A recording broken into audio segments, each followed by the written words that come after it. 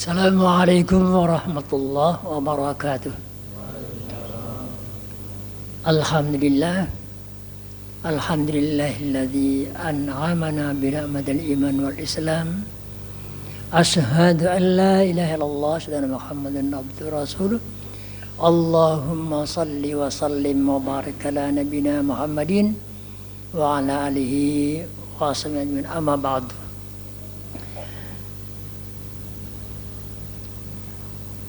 قال الله تعالى في ذا الكريم إن هذا القرآن يهدي للذي هي أقوم أشهد أن لا إله إلا الله وأشهد أن محمدا عبده ورسوله اللهم صل وسلم على نبينا محمد وعلى آله وصحبه أما بعد.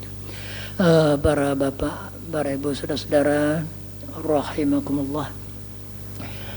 Pagi hari ini saya ingin menyinggung sedikit tentang sesuatu yang barangkali menurut saya amat sangat penting, karena konon kabarnya ya guyon ini sekarang ini zaman ultra modern, sehingga ada akibat munculnya juga penyakit modern. Jadi ada penyakit modern, utamanya di kota-kota besar. Banyak orang yang terjangkit penyakit modern. Antara lain, secara materi cukup, kan banyak, kaya, mobil bisa lebih dari satu. Ada cerita sebuah keluarga di Jakarta itu putranya 4. Masing-masing putra itu satu mobil, Pak. Satu mobil. Bukan main.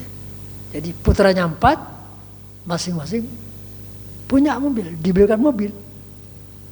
5 dengan mobil ayahnya. Tapi ada satu yang janggal.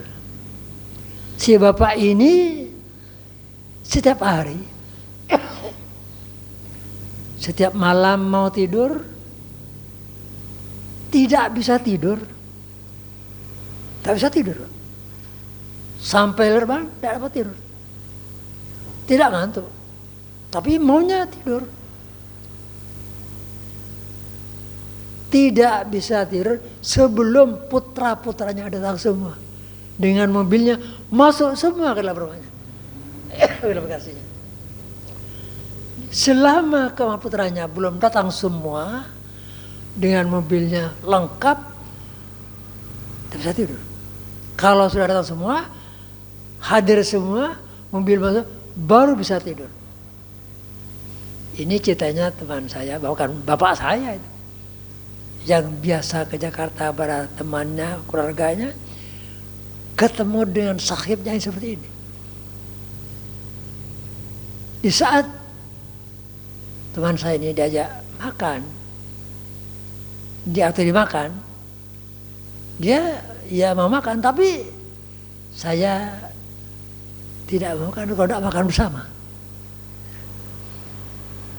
Anehnya, setiap diajak makan bersama, tidak mau.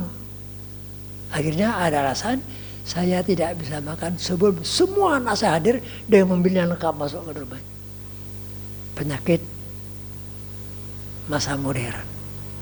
Tak bisa makan, tidak bisa tenang, tidak bisa tumanina menjamu tamunya sebelum semua datang.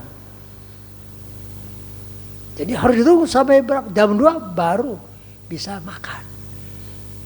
Jadi Pak, diantara dari sekian banyak penyakit di zaman sekarang, penyakit modern.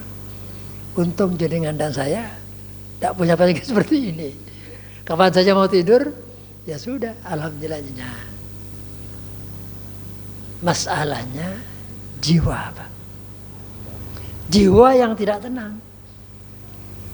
Karena itu izinkan saya membawa satu tema, jiwa yang tenang.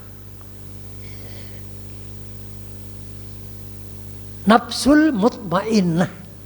Nah, bahasa Arabnya itu. Nafsul mutmainnah. Jiwa yang tenang. Di dalam Al-Quran, di dalam surat yang saya bacakan, yang bunyi ayatnya seperti ini. A'udzubillahi minasyaitonirrajim. Ya ayyatuhan nafsul mutmainnah. Salah hafal semua ini. Ini pencinta Al-Quran semua ini. Ya ayyatuhan nafsul mutmainnah. Irji'i ila rabbiki radiyatan mardiyah.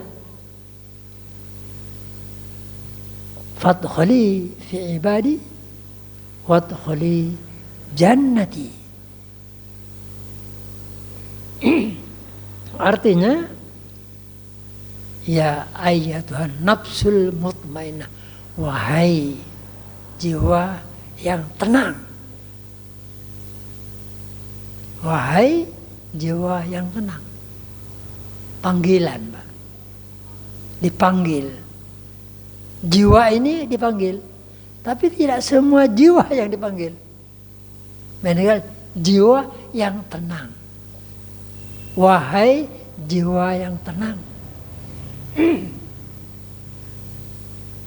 Irja'i ila rabbik radiyatan mardiyah.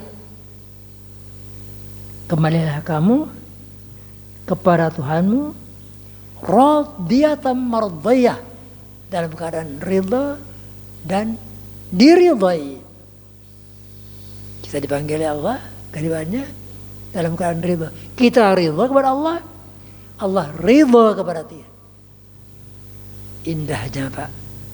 Kalau sebuah kematian ini kondisinya seperti itu. Mati dalam penuh keindahan. Cita-cita kita. Mati dalam keadaan indah. Kita ridha kepada Allah, Allah ridha kepada kita. Kalau sudah kondisi, kapan saja ambil sudah. Apalah dunia ini. Irja'i ila rabbiki radiyatan mardiyah. Nah sekalian, ini karena sudah mata ada 84, biar agak diangkat sedikit. Wahai jiwa yang telah yakin pada kebenaran, tidak diliputi keraguan, tetap pada aturan syariat, tidak tergoda dengan syahwat, serta tidak menggoyahkan dengan keinginan semu. Kembalilah pada tempat yang mulia di sisi Tuhanmu, yang telah ridho dengan segala amalmu ketika di dunia. Keridhaan atasmu, maka masuklah ke dalam golongan hamba-hambaku. Jadi kalau sudah jiwa itu tenang menurut Allah, panggilannya hambaku, Pak. Wahai hambaku. Jadi mudah-mudahan jenengan saya dipanggil hambaku lain. Kata hambaku ini punya makna yang hakiki. Allah manggil kita ya ibadi. Panggilan yang khusus.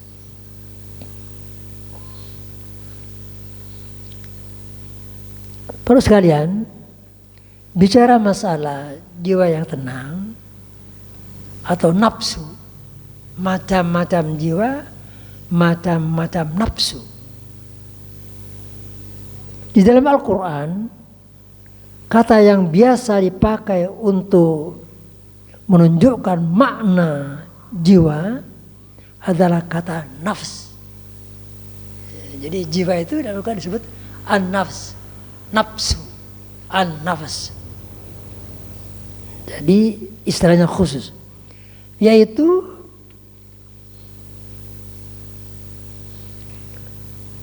satu nafsul mutmainnah. Jadi ada macamnya nafsu itu. Yang pertama, insya Allah kita kenal semua, yaitu yang disebut nafsul mutmainnah.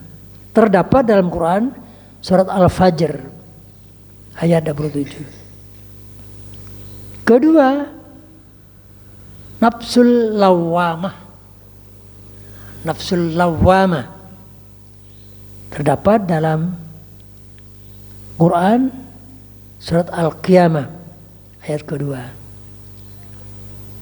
Yang ketiga, nafsu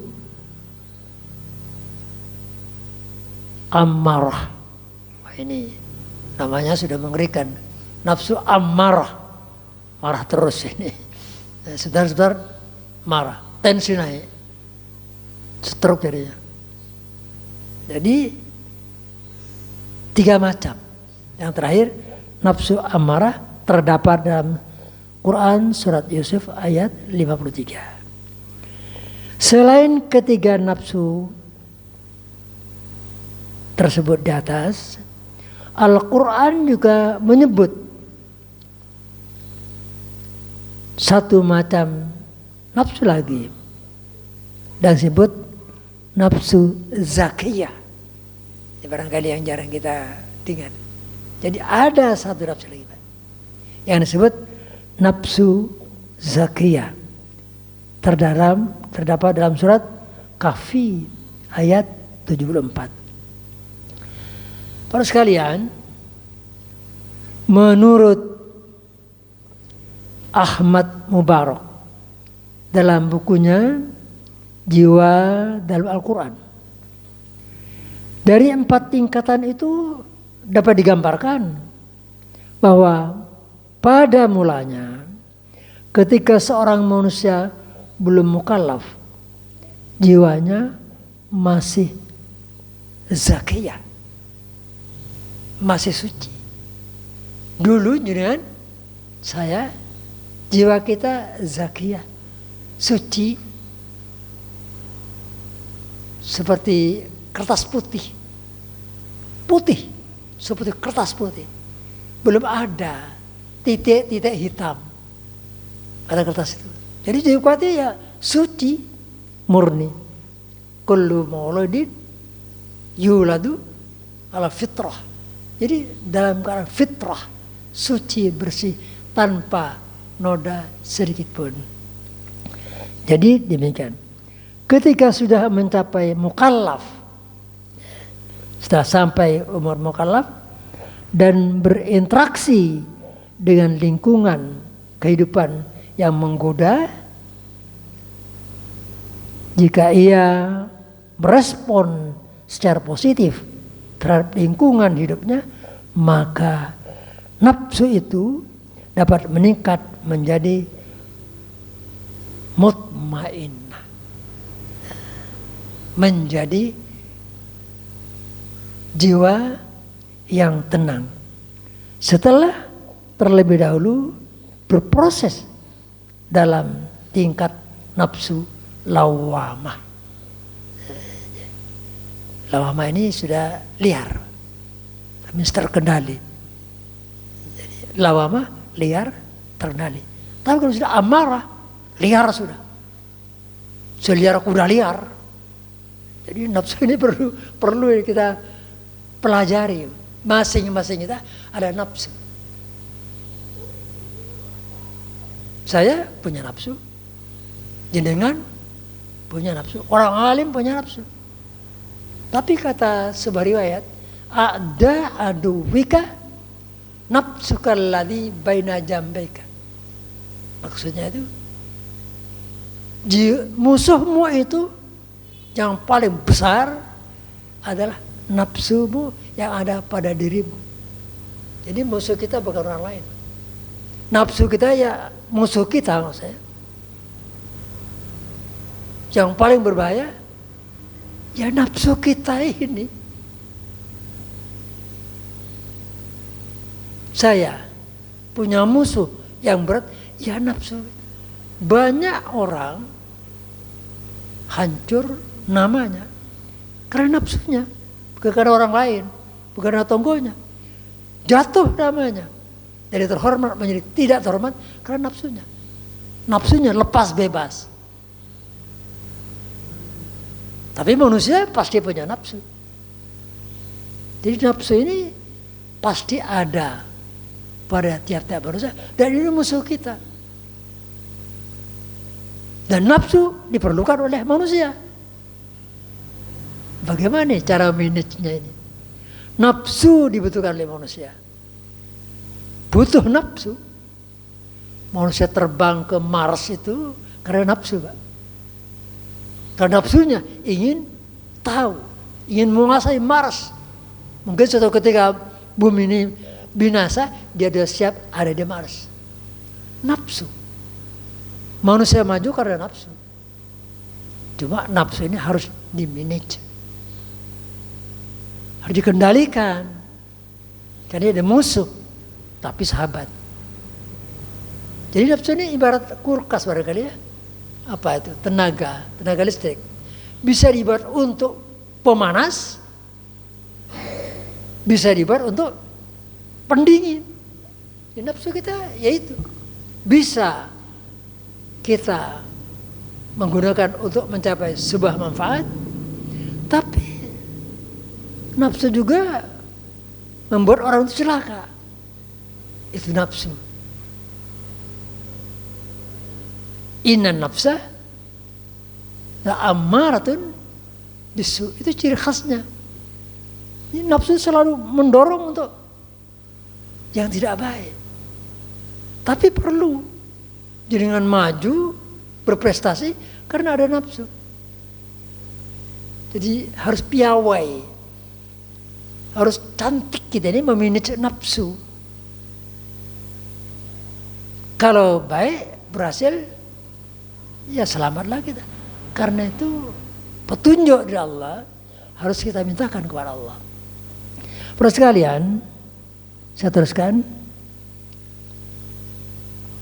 Dari beragam bentuk nafsu yang disebutkan oleh Al-Quran itu, kita berharap memiliki bentuk nafsu yang paling tinggi dan paling mulia. Ya tadi, nafsul mutmainnah. Di dalam Al-Quran, sebagaimana saya katakan tadi, justru yang dipanggil adalah nafsu mutmainnah. Wahai nafsu yang tenang, kembali, irji'i ila rabbiki radiyatan mardiyah. Kembalilah ke Tuhanmu dalam keadaan ridho dan diridhoi. Jadi saat kita ini mau kembali kepada Allah, harus ada upaya untuk mengkondisikan kita ridho kepada Allah. Ridho Allah Tuhanku. Dan Allah ridha kepada kita. Jadi ada timbal balik. Kita ridho, Allah ridha kepada kita. Terus sekalian, saya teruskan sedikit untuk ya tidak terlalu banyak ya. Bahwa katanya singkat ini. Yang penting singkat padat. Untuk berpanjang-panjang ininya terganggu. Harus begitu. Maunya agak kuat saya seperti itu. Setengah jam, 90 menit. Tapi kalau sudah gangguan kepada ini, ya sudah angkat tangan, sudah waktunya lagi. Dalam sebuah kitab yang perlu saya bacakan, diterangkan bahwa nafsu mutmainnah adalah jiwa yang tetap ada pada keimanan dan keyakinan, membenarkan firman Allah, meyakini bahwa Allah itu adalah Tuhan kita, tunduk serta taat kepada perintah Allah, ridho dengan ketetapan serta takdir Allah, yang selamat dari azab Allah, yang selalu tenang dan damai dengan terus berzikir kepada Allah. Itulah jiwa yang tenang. Pertanyaannya kemudian, bagaimana agar jiwa kita bisa mencapai tingkat tertinggi? Ya, ini yang penting. Bagaimana jenengan dan saya bisa meraih itu? Ya, ini jiwa yang tenang, yaitu jiwa mutmainnah. Dalam pandangan penulis ini, penulis buku ini, tidak perlu saya sebutkan namanya, setidaknya ada 2 faktor yang menentukan seseorang untuk dapat mencapai tingkat kualitas jiwa tertinggi. Yakni pertama faktor internal dan kedua faktor eksternal. Pertama sekalian, faktor internal yaitu berasal dari dalam diri seseorang. Berasal pada diri kita, Pak, pada jiwa kita. Yang pertama, dalam setiap diri manusia ada yang paling menentukan segala tindakan serta tingkah lakunya. Ia adalah qalb, hati. Sehingga ada istilah qalbun marid, hati yang sakit. Orang yang hatinya sakit, ya hatinya terjangkit penyakit hati, dengki, hasad, iri, dan sebagainya. Yang selamatlah. Orang yang sakit hati dalam arti ini tidak kelihatan, Pak. Kalau orang sakit hati dalam arti sakit lever, terbaca. Kalau sudah pucat-pucatan, loh apa? Lever. Gampang ya. Apa? Lever. Tapi kalau hati dalam arti yang abstrak, ya sehat, ganteng, tegap, handsome, gagah. Tapi hatinya, naudzubillah, hatinya busuk, iri dengki bersarang, naudzubillah, suka benci, naudzubillah. Karena bener wong, kabeh salah. Sebenarnya di dirinya sendiri. Jadi karena itu menjaga hati ini pertama dari segalanya. Hati, Pak, sekali lagi hati. Jadi qalbun marid ini terjangkit kepada siapapun. Maaf. Mubaliknya bisa juga. Hatinya marid. Enggak suka kalau mubalik lain eksis. Enggak suka kalau mubalik lain lebih populer. Bisa, Pak. Banyak. Makanya ada kan, jujur saja. Kadang-kadang ada antar mubalik konflik. Antar para dai konflik. Ada juga yang sering menjatuhkan. Ini kok kalbun marit ini. Gampang, marit ini. Dan untuk apa? Kita sedangkan membalik yang lain lebih eksis. Sebagian banyak membalik, ya sebagian bisa menjawab kebutuhan umat. Senang kalau ada membalik yang lain, lebih hebat. Ini tidak. Loro, tak nyaman. Tak nyaman apa? Berinding. Kalau ada membalik yang lain hebat, oh jangan kepi. Oh tidak, silakan. Apalagi itu membalik mudah, Pak. Bangga, Pak, kita ini.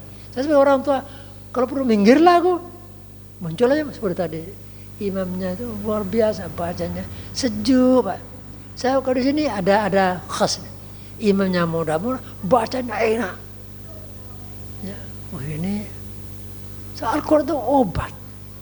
Dia petunjuk, dia dibaca saja sejuk. Saya melihat di sini ada kehususan. Imamnya muda-muda, bacaannya, ya alhamdulillah. Tapi ada satu tempat itu baca tak nyaman, Pak. Ya. Ini kok baca imam bacanya lo'la, udah bisa. Imam ada syaratnya. Lebih senior umurnya dan ilmunya. Bacaannya fasih. Akhlaknya terbaca bagus. Bukan asal suruh maju, enggak boleh. Jangankan imam, orang yang belakang imam pun tertentu. Imam dua orang khusus, Pak. Orang yang banyak hafalannya, imamnya lupa, ini yang nukur. Imamnya barangkali batal, minggir, dia yang mengganti. Tapi tidak, saya budi berserban. Sudah mau imamnya batal, betulnya sulit posa kepi, mak ucul imamnya ini. Ya, pernah saya pengalaman itu dalam satu ketika itu, ya saya sholat di satu sholat batal imamnya. Ya alhamdulillah saya ada, ya maju saya. Tapi orang kata oleh, bahwa apa toleh? Saya maju, selangkah Pak. Jadi yang belakang imam persis, yang memang tahu fikihnya sholat, tahu fikihnya imam dan makmum. Bukan sembarang orang Pak. Saya malah juga, Bapak Mansur ini, bagaimana yang betal, posang ini. Ini bacanya lokla ini. Mau maju? Jangan, tidak boleh. Tidak boleh Pak.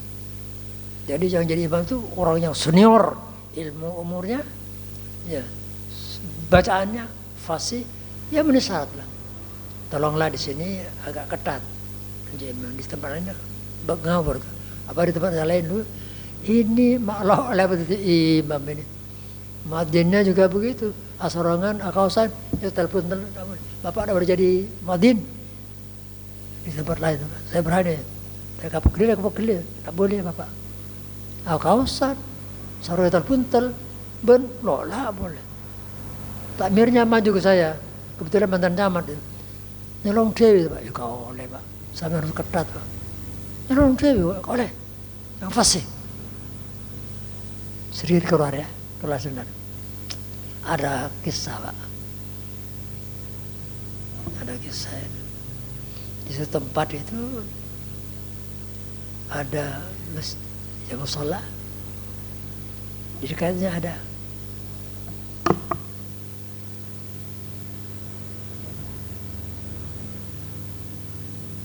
problem.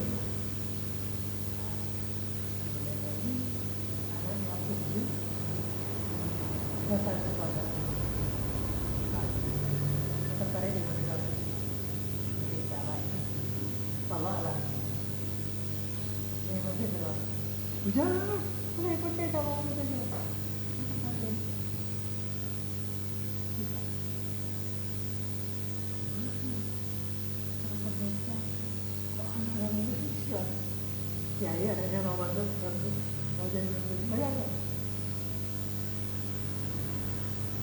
Dalam keadaan susah seperti ini, terjadi peristiwa yang menguntungkan si berita itu. Musola, ya, waktu sholat itu ada, dan ada lokla, tak dengar, tak nyaman, suaranya banget, tak tahu ada, sudah tak nyaman. Suara apa? Ada jawaban tidak? Mana ini suara apa? Ini tak nyaman ya? Kalau beri panas harus diselesaikan. Ya apa ini? Ya. Kalau itu muadzinnya itu. Muadzin itu lambang kebesaran Islam. Jadi narasi muadzinnya itu dibayar, bayarannya itu sejumlah bisa beli mobil di Indonesia. Cuma saya lama ini. Nah, muadzinnya itu bayarannya bisa beli mobil. Mobil yang keren, kok bisa? Gua iya.